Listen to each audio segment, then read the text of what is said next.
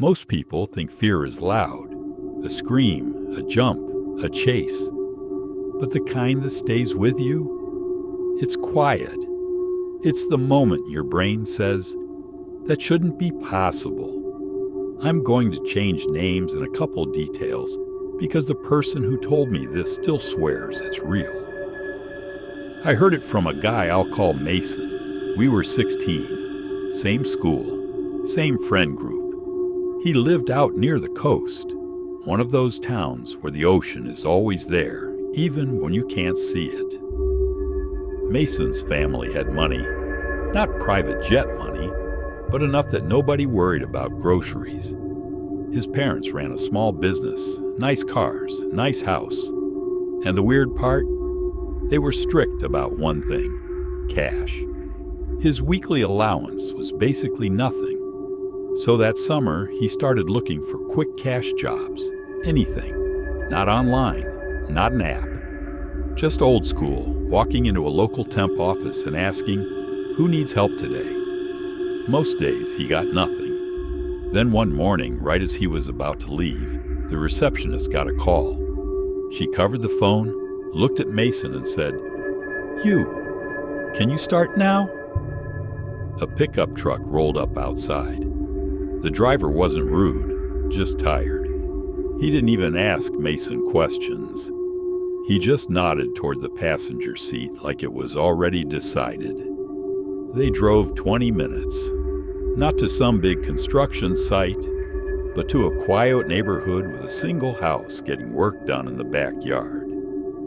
They were digging a pit for a small outdoor bathroom, like a detached add-on. There was a compact excavator, a pile of dirt, rebar stacked off to the side. The site lead pointed down into the hole and said, "Just clean it up, flatten the bottom. I'll lower materials. We're done early." Mason said it felt like the easiest money he'd ever made. He didn't even break a sweat. The kind of day where you start planning what you're going to buy before you've been paid. On the second day, he climbed down again to clear debris from the bottom, and that's when he saw it. Something metallic, catching light in the dirt like a blink. He scraped the soil away with his fingers. It wasn't a tool. It wasn't trash. It was a small dagger in a silver sheath, maybe 6 inches long, dirty but detailed, like it had a pattern etched into it. He heard the site lead call his name from above. Mason panicked, shoved the dagger into his pocket and climbed out. He told himself he'd mention it later. But the day got busy. People showed up, concrete talk, noise, and he forgot. Until that night. He took a shower and scrubbed the sheath clean with a brush.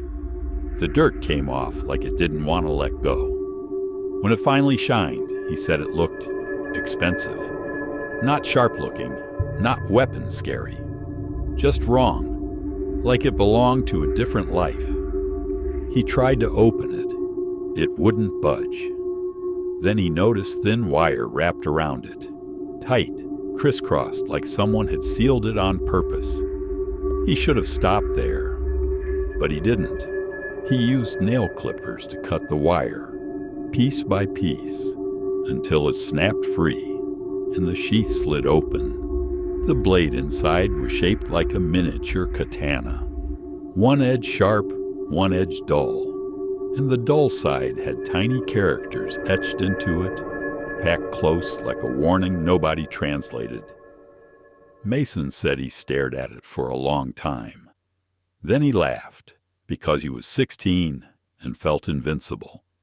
And he put it back in the sheath and slid it under his pillow like it was some secret trophy. That was the first mistake. He woke up to a sound, a soft scrape, like metal shifting against fabric. He opened his eyes. Silence. He told himself it was nothing and tried to go back to sleep. Then it happened again, closer this time, right under his head. Mason reached beneath his pillow, and something bit his hand. He sat up so fast his vision blurred. His left palm was bleeding, thin line, clean cut. He flipped the pillow and saw the sheath open, the blade half exposed. And there was blood on the metal, like it had waited for him. He got angry, not scared, angry. He opened his window and threw the dagger and sheath into the dark, like he was tossing out bad luck. Bandaged his hand, changed the sheets, went to sleep. Morning came. He walked past his desk and froze. The dagger was there, clean, resting on the wood like someone had placed it gently. And his hand still had the cut, the bandage still on. So it wasn't a dream. He grabbed it because he didn't know what else to do, and decided he'd get rid of it for real. On the way to the temp office, he passed a small bridge over a creek. He didn't hesitate. He threw it into the moving water and watched it sink. He ran the rest of the way like he could outrun the feeling in his chest. At the temp office, people joked that he looked soaked. Mason assumed it was sweat. Then he opened his bag to change into work clothes. The dagger was inside. Not just inside. His bag was dripping water, like it had been pulled straight from the creek. That night he dreamed he was watching himself on a TV screen. A wide shot, like security footage. He watched himself throw the dagger into the creek, then walk back down the bank, reach into the water with both hands, and come up smiling, holding it. He woke up sweating and went to brush his teeth. There was something dark on the bristles. It wasn't toothpaste, it was dried blood. Mason said he sat on the bathroom floor and stared at that toothbrush until his legs went numb. The next day, he took the dagger back to the backyard pit. Same site, same job. He planned to bury it where he found it and pretend none of this happened. But when he reached into his bag to grab it, he flinched like it stabbed him again. The site lead saw the reaction. He stared at Mason's face a little too long. Then he left without a word. 30 minutes later, the site lead came back with a woman. Young, pale, short hair, red lips that didn't match her skin. She didn't look like she belonged on a suburban job site. She looked like she belonged in a scene that ends badly. She spoke to the site lead in Japanese, fast, sharp. The site lead's face drained of color. He grabbed Mason by the shirt and hissed, "Are you insane?" Then, like a switch flipped, he let go and laughed. A fake laugh, a get away from me laugh. "Job's over," he said. "Don't come back." Mason got paid and went home. And that's when the missing time started. He'd blink and realize he'd walked miles without remembering it. He'd wake up in places he hadn't meant to go. A parking lot, a school field, the edge of the woods. When he finally told his parents everything, his dad tried to handle it like a normal problem. Doctors, counselors, explanations. But nothing explained one thing. No matter what Mason did, the dagger always came back. Years later, Mason told me he eventually stopped calling it a dagger.